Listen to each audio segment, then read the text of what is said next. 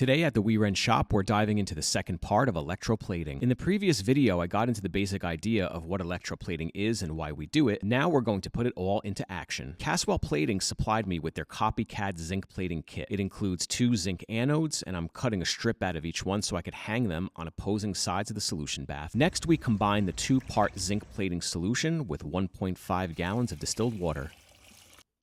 The kit also comes with a 30-amp DC power supply. The positive side of the circuit is connected to the zinc anodes, and the cathode, or negative side, is connected to this 1/2-inch copper pipe that will hang the work into the solution bath.